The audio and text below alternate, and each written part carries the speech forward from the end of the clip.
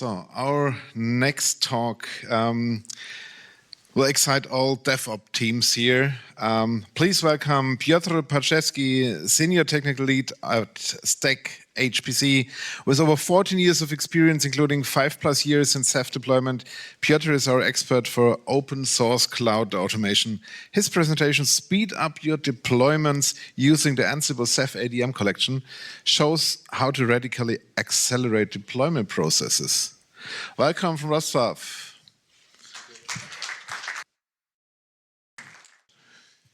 Hi, my name is Piotr Parczewski. As mentioned, I work for StackHPC, where big part of our business is OpenStack deployments. The majority, I can say maybe 90% of the deployments, storage backend is Ceph. So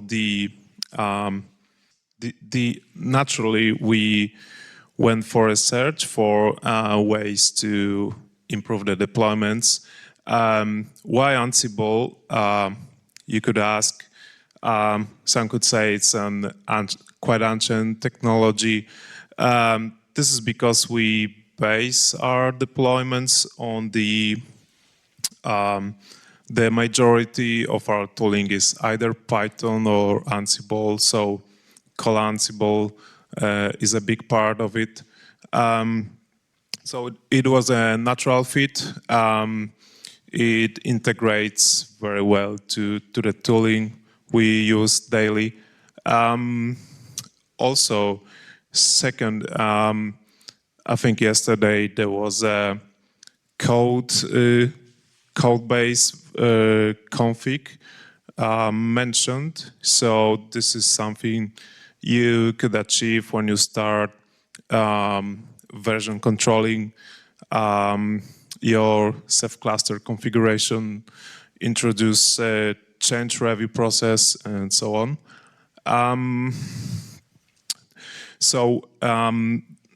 In very big shortcut to what the Ansible collection is, this is a bunch of Python modules and Ansible roles combined together, wrapped in a package. It's ready to go, available on the Ansible Galaxy.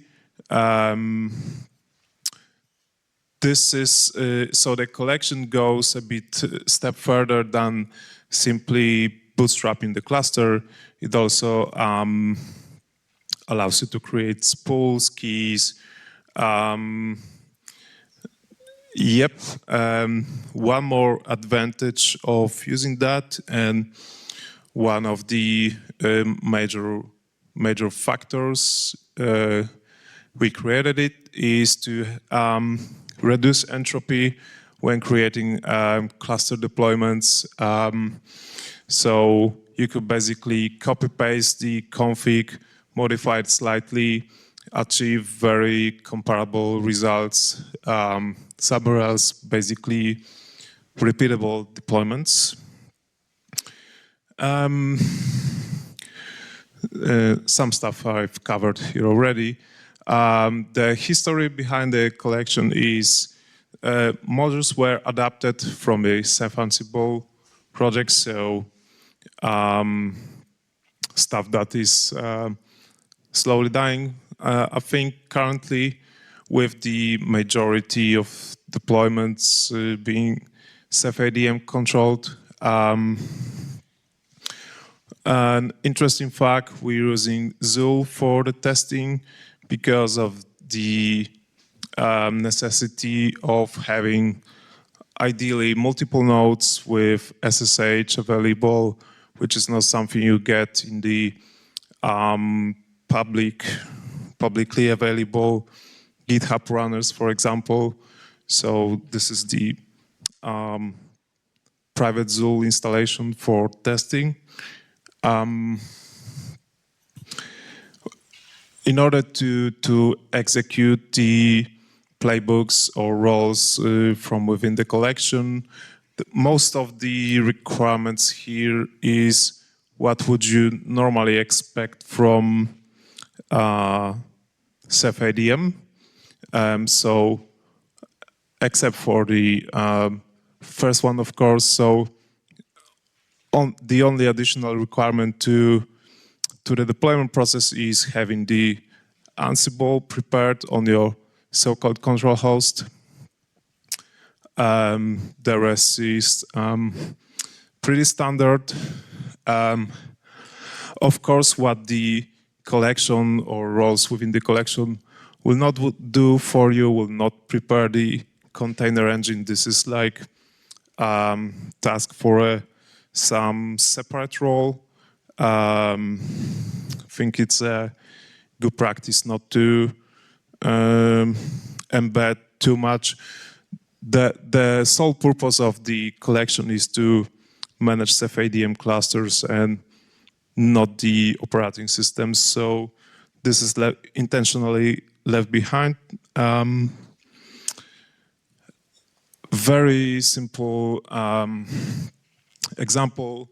You could be having your variables file where you're defining things, the moving parts for the deployment.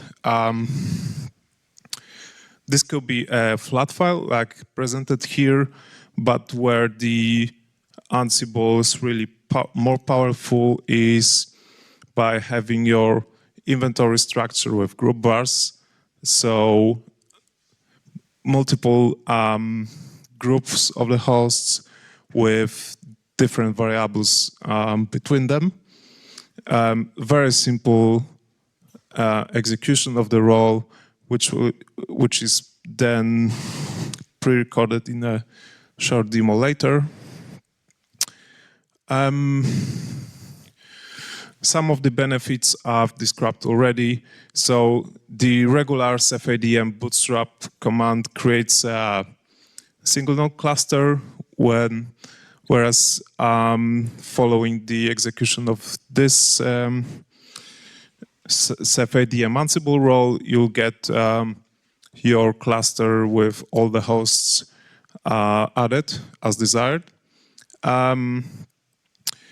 You spend less time thinking on figuring out the IP addresses for what those hosts are, especially if you have some non-standard addressing scheme. It gives also quite nice flexibility on mapping the inventory labels, the inventory groups to the labels in the cluster later. So left side to the right side here. This is the demo. It's a speed up a little bit, so 3 minutes, I think. It executes the pre-checks in the beginning. It will make a fail fast if there's any obvious errors like container engine missing, or I think Ansible will also throw out an exception while being unable to make passwordless sudo.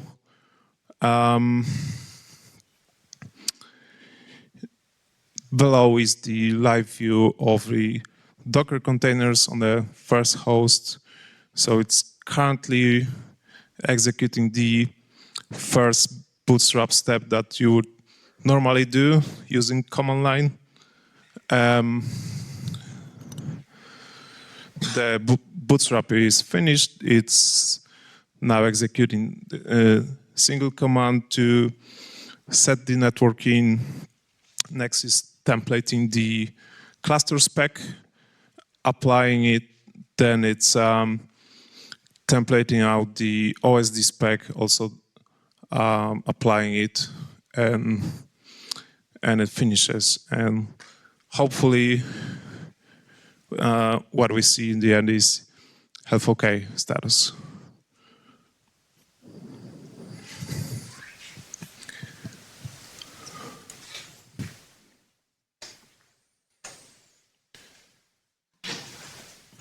So the overall speed up that you can get is maybe not necessarily the execution time, but like I said, it saves time while planning or thinking about the deployment. So basically, for us, it makes a huge difference because most of the time, all of the necessary variables that we require for the host we deploy are already present in the Ansible inventories we use. So it's a huge time saver for us. Yep, health okay. Thank you. Thank you, Piotr. Any questions from the audience here? Thank you very much.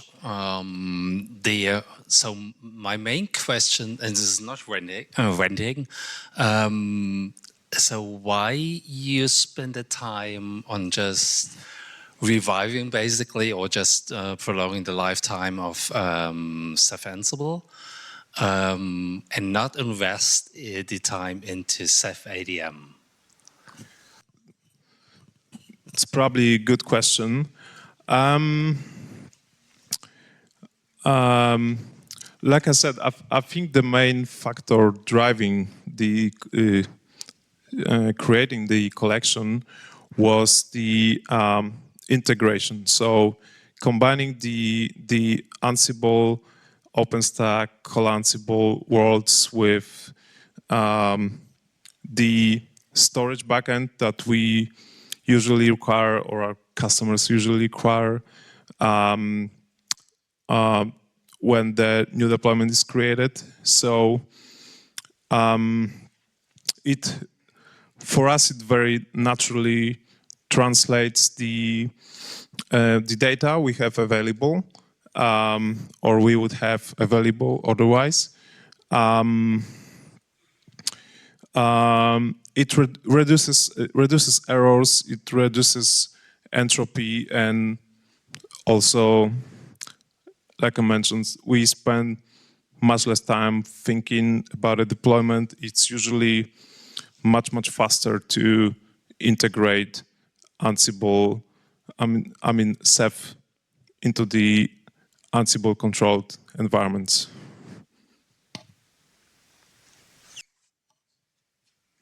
All right, thank you, Piotr. So I think if there are no longer questions, we come to the next point. So first, a big hand for Piotr, please. Thank you.